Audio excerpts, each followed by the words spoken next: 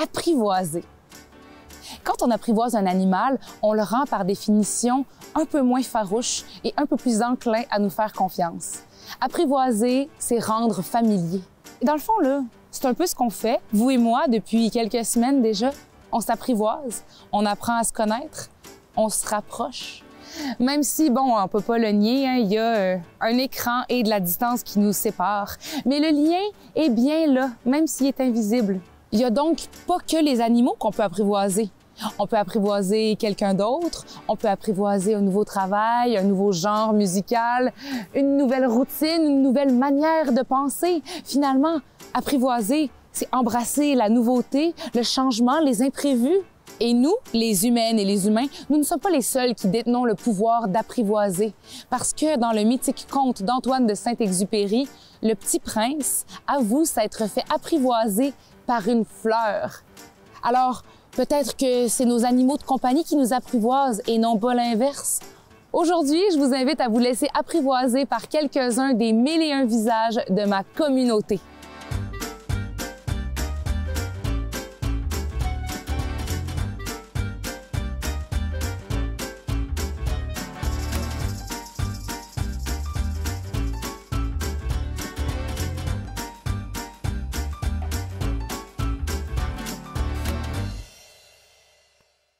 Je suis arrivé ici directement de la France. 10 juillet exactement 99. Un maudit français comme on dit. J'ai fait la connaissance d'un taxidermiste. J'ai suivi un cours avec lui en 99. C'était ma première expérience là. En 2000, j'ai commencé à faire des compétitions. C'est sûr que je me suis fait planter. J'étais novice dans ce métier-là.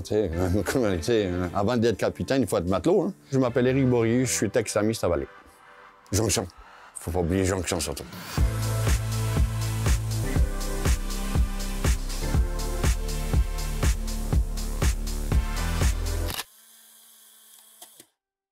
D'abord, la première chose, c'est la patience. Patience, observation. Quelle rangée de poils va à sa place, hein, les yeux, les oreilles. Au début de ma carrière, je commençais avec des photos de référence dans les revues. À l'époque, il n'y avait pas de Google, hein, qu'on pourrait regarder, Google Images. Et maintenant, tu tapes n'importe quoi, tu as tout ce que tu veux. Là. J'aime beaucoup monter des oiseaux. Et dans un an, j'ai monté plus de 150 oiseaux. C'est une rigolade. Dans la journée, je vais en monter 5-6 oiseaux. Les cerfs de Virginie, c'est une bébête que j'adore monter. Mais je vais te dire une chose, j'ai monté pratiquement toutes les bébêtes, tout ce qu'on a ici. J'ai monté les grizzlies, l'ours polaire, les ours noirs, puis le wapiti, j'en ai monté aussi, cerf rouge. C'est toujours un challenge de monter une bébête qui est différente, mais j'adore ça. Les poissons, j'aime moins. C'est encore un autre monde, encore complètement un autre monde. Comme les reptiles, c'est encore un autre monde. Il faut plumer le poisson, ça sent le poisson. Un crâne d'orignal ou un crâne de chevreuil qui est resté plusieurs jours au soleil, avec des asticots, et ça pue un... Les chats et les chiens, j'en avais fait plusieurs. Eh boy, les gens ils arrivaient, il fallait que je sorte la boîte de Kleenex. Et ça pleurait, et ça pleurait, et ça pleurait. Quand ils venaient le rechercher, ça pleurait encore. Ah, il n'était pas comme ça, l'oreille était pas... L'œil était un petit peu plus droit. J'ai tout arrêté ça, c'est terminé. Maintenant, fini. C'est ça, non. Oh, non. Puis voir le monde pleurer là, comme des madeleines, c'était incroyable. Il venait de faire piquer, puis il me l'a porté, il était encore chaud. Ouf, non. Je fais les 4 chasses, le dindon, l'ours, l'orignal et le chevreuil. C'est à cause de la chasse que j'ai fait ce métier-là. J'adore observer, je tire pas de n'importe quoi non plus, puis ça m'est arrivé de laisser souvent passer des animaux, les observer. J'avais plus de plaisir des fois à prendre des photos que de le tirer. Tu sais, quand tu prends une photo d'un animal, pour moi, dans mon livre, moi, c'est comme si tu avais mis une balle. Je suis arrivé ici comme chef de cuisine, puis j'ai atterri dans une pourvoirie avec un visa de travail. Puis après, bon, j'ai commencé la taxidermie. C'est à cause de ça que j'ai arrêté la cuisine. En accident, j'ai perdu mon œil gauche. Je suis resté 3 ans sur le carreau, on va dire, hein, carrément, 3 ans sur le carreau. Là, maintenant, j'ai une prothèse. J'ai eu 22 ou 23, ou je ne m'appelle plus 24 opérations dans mon œil gauche. Ça m'a pris 4 ans pour m'adapter avec mon œil. 4 ans. Il me reste un œil, j'y fais très attention. C'était difficile. Les premiers temps, les 2 premières années, mon café, je le mettais sur le comptoir au lieu de la tasse. Pour manger, c'était la même chose. Des fois, je mettais la fourchette à côté. Si je me levais, je me suis cassé la gueule. Je partais du côté gauche. Et ça m'arrive encore tendance, des fois, si je me lève trop vite, partir sur le côté gauche. J'étais tanné de la restauration. Mon accident m'a permis de faire ce métier-là, d'être mon propre patron. Il faut essayer de profiter de la vie au maximum. La vie est courte. On est poussière, tu deviens poussière. On ne sait pas ce que demain est fait. Donc, il faut essayer de profiter au maximum de la vie.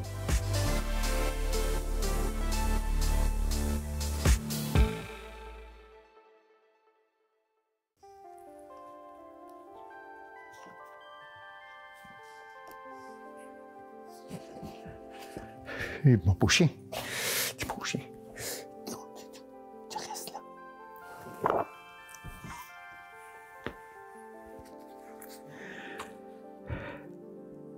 Je dis, mon père nous faisait une patinoire, là, puis les patins, je les mettais à l'automne, puis je les enlevais au printemps, tu sais. Quand la glace fondait, j'étais triste. C'était la petite école. Déjà, j'avais la bouche croche. Là, j'ai 15 ans là-dessus. Monsieur Labatte. Un petit peu plus vieux. Il gradue. Il ne sait plus où est-ce qu'il va s'en aller après, là. La vie de... On se rase pas, on fait du bateau avec son frère. Ben là, ici, c'est mon petit côté Love and Peace. C'est à l'île d'Orléans, ça. Un ancien beau bonhomme. Frida, dans ton coin. Allez. Je suis Luc Nadeau, graveur, mais il n'y a rien de grave là-dedans, là. Soyez pas inquiets.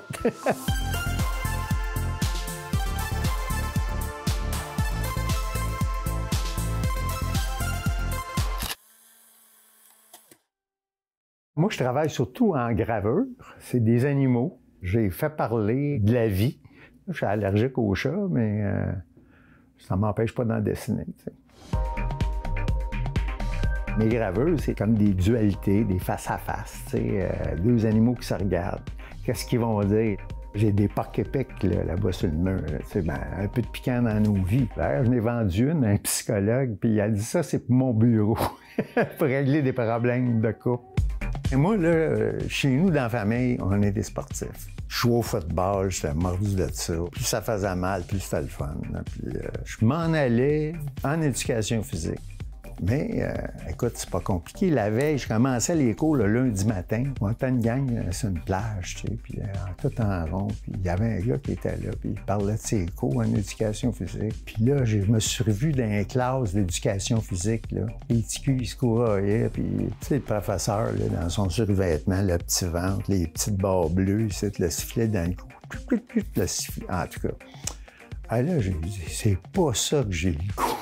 Attends, je m'étais jamais projeté à 40 ans. Fait que je me suis pas levé le lendemain. Là, je me suis cherché un peu, là, tu sais. J'ai fait toutes sortes de petits jobs. J'étais allé travailler dans une salaison, boucherie, là. Je travaillais dans le département du porc. Je gossais dans le porc, enlevais la peau de ça. Puis l'odeur de ça, quand je rentrais là-dedans, là, j'étais pas capable.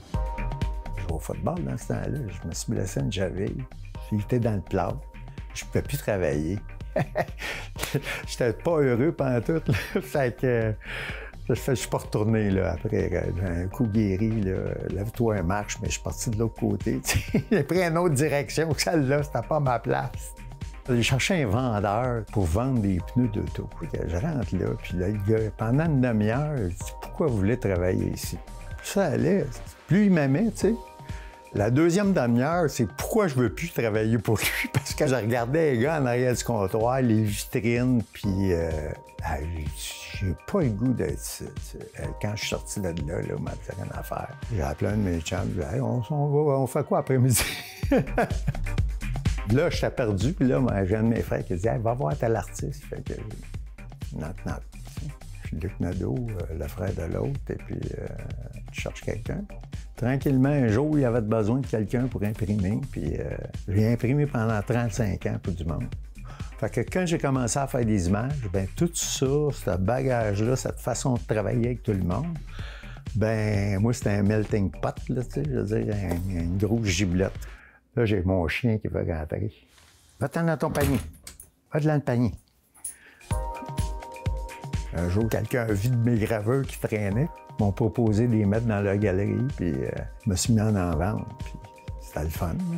Tu sais, un gars qui est hyper actif, là, mais dans le temps, ça n'existait pas, là. On l'était, puis on ne le savait pas. Moi, ça m'en prend pas gros pour déraper, là, tu sais. Je me perds, là, des fois, là. Je viens chercher quelque chose dans le congélateur. S'il faut que je passe par ici, là, je vois un dessin. Attends, là, je vais chercher un crayon. Un coup, j'entends « Luc! » Ah oui, c'est correct. Hey, c'est quoi que je t'ai parti chercher, donc? Moi, je suis un enfant du ciment.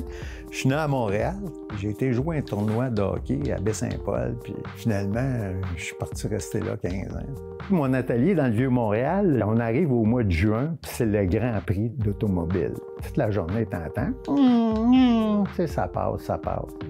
J'ai fait une gravure qui s'appelle toujours d'ailleurs, le Grand Prix des Gluliques. Je dis au moins, je vais faire un peu d'argent qu'eux autres. Ça va payer les aspirines, puis les maux de tête, ça me donne. J'écoute les nouvelles, mettons, le matin. Là. Je vais chercher quelque chose à faire avec ça.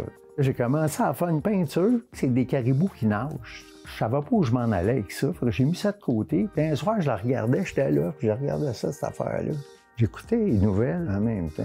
Puis il me parlait du troisième lien. Bien, j'ai dit, tant que j'ai mon titre. Le troisième lien est nager maintenant. Tu sais, des caribous qui nagent. Moi, dans mon travail, j'ai des bottins téléphoniques. Je me sers de ça pour nettoyer mes spatules, la langue. Dans le temps des bottins téléphoniques, tout le monde qui passait, qui était venu me voir à l'atelier, quand je changeais de bottin, il savait où je restais. J'arrivais chez nous le soir, j'avais 4-5 bottins sur le bout du balcon. Je rentrais ça dans la maison. Le lendemain, il y en avait 3. Un autre jour, il y en avait 2. Un autre jour, 4. J'avais du stock, là, tellement que dernièrement, j'en ai jeté. Puis écoute, j'en ai encore, comme disait mon voisin à Baie-Saint-Paul, j'en ai pour tout mon règne.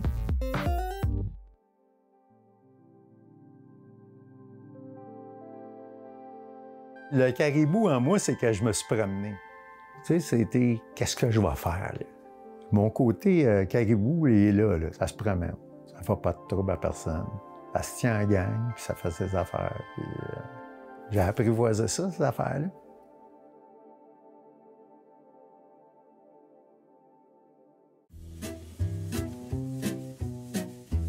Si je vous dis apprivoiser, qu'est-ce que ça vous évoque?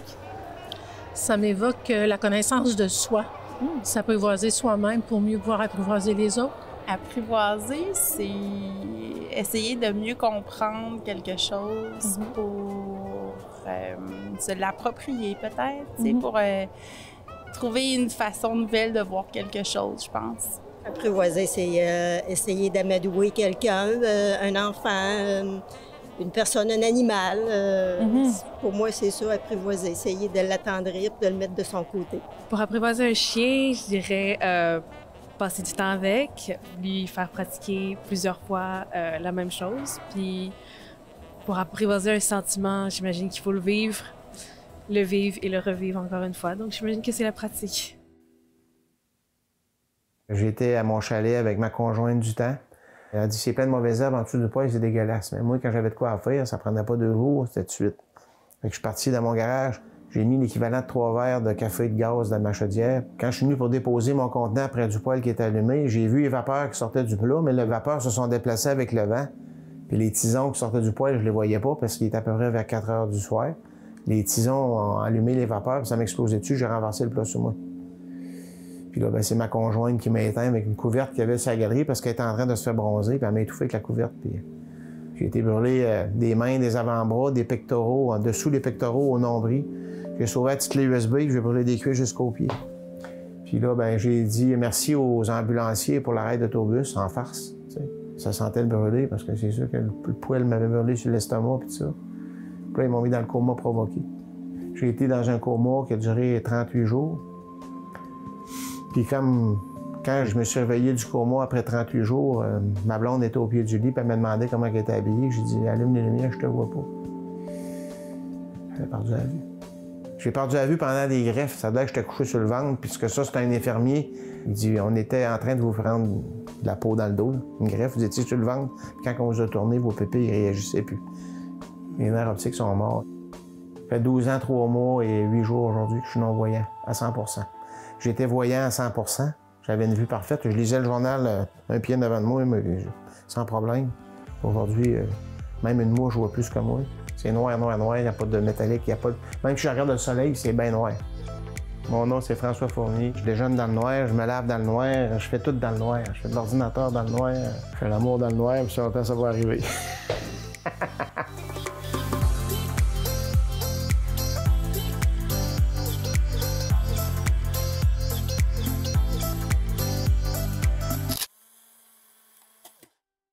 J'ai travaillé 18 ans pour GM, puis 9 ans pour mon beau-frère dans les pneus. Puis là, mon accident est arrivé la dernière journée de mes vacances. J'ai souhaité recommencer à travailler le lundi. Je lui ai dit, je ne rentrerai pas lundi. Je ne peux pas rentrer. J'ai fait la course Mira pour les non-voyants à Granby. C'est moi qui conduisais. Il ne fallait pas que tu ailles plus qu'à 25 km/h. Puis là, quand la course a commencé, mon copilote s'est dit, tu pourras te tasser vers la gauche un peu, il y a de la place, on pourrait passer en avant des autres. Puis... Bing, bang, ça me rentre dedans. Il y en a qui n'ont pas fait un quart de tour, ils ont stallé là. Moi, j'ai réussi à me sortir du peloton, puis à un moment donné, un bumper, à un moment donné, un muffleur. Je ramène le volant à 2 heures, j'ai rentré dans le mur. Fait que là, j'ai mis ça de reculons, je suis reparti. Là, après ça, ça allait pas pire. J'ai appris l'ordinateur dans le noir. C'est un ordinateur normal, sauf qu'il me dit la lettre que je touche. Il a fallu que j'apprenne toutes les lettres du clavier. T, D, D, E, V, D.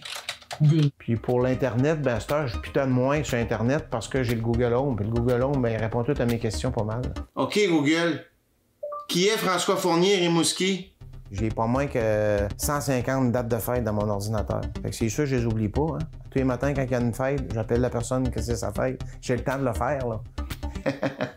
C'est vrai que je te dis un beau bonjour. Salut, mon Pierre. Bye. Okay. À cause que j'ai les mains brûlées au 3e degré et demi plus, c'est comme si j'avais les mains dans des gants trop petits. Mettons que ça me prendrait des gants médium, j'ai des small. Si je touche à mes cheveux, je peux pas dire que c'est des cheveux. Quand j'ai perdu la haute définition des choses, c'est déjà avec la sensibilité des doigts que tu sens le braille, mais moi, la sensibilité des bouts de doigts, je les ai pas. Je fais des exercices à tous les matins, je fais des boules pour masser le dedans de mes mains, je fais des pinces, je fais des poids à tous les matins, je fais des push-ups. Je marche 2,5 km par jour. Je pèle encore l'entrée de la maison en avant. Là, je passe le balai. Faut bouger parce que, je m'a dit comme mon père dit, mon père a toujours dit ça. Quand tu grouilles pas, tu rouilles. Il y a un appareil auditif, ma mère aussi d'ailleurs, les deux. Des fois, il faut répéter. Parce que tu sais, il y a des non-voyants qui sont sourds. Et tu pensais quand t'entends pas, puis tu vois pas en plus. Quelle belle vie. Je suis un comique, moi. Le monde qui me connaissent savent que François, c'est un conteur d'histoire. C'est un gars, quand il était jeune, il restait en avant du cimetière. À cette heure qu'il est mort, il restait en avant de chez eux. Il a changé de bord de rue. À un moment donné, je dis, sais-tu quelle différence il y a entre gratuitement et pour rien? Il dit non. Je dis, moi, j'étais à l'école gratuitement, toi, t'es allé pour rien. Je me dis, si je compte des histoires, puis ça fait rire le monde, puis que ça me fait rire moi aussi, je pense pas juste à ça que je vois pas. J'ai d'autres choses à faire. Il y a des moments que je trouve ça difficile, c'est certain. Je n'ai pas oublié que j'ai vu 47 ans dans moi de ma vie, je vais dire ça, parce qu'il n'y a rien de plus beau que voir. C'est le sens le plus important qu'on a. Puis quand tu le perds, puis tu l'as connu, c'est pas comme quelqu'un qui a jamais vu. Quelqu'un qui a jamais vu, lui, quand même que tu lui dis qu'un ciel est bleu, il sait pas plus c'est quoi du bleu. Il sait pas les couleurs, là. Il y a toutes les couleurs à apprendre. Moi, les couleurs, je les sais. Je suis un gars qui aime la vie, malgré ce que je vis. Je m'en sors bien. Je suis un gars qui aime conter des histoires, qui aime avoir du plaisir avec mes amis puis ma famille. Mes amis sont tous là. Moi, j'ai un garçon qui s'appelle Benjamin, il a 25 ans. C'est mon rayon de soleil. Je suis proche de lui, puis je l'adore, puis j'ai dit à toutes les fois que j'y parle que je l'aime. Il n'y a rien de plus beau que voir. Le monde, les femmes. Demain ne nous appartient pas. Tu peux vivre du passé, du présent, mais le futur, personne ne le sait.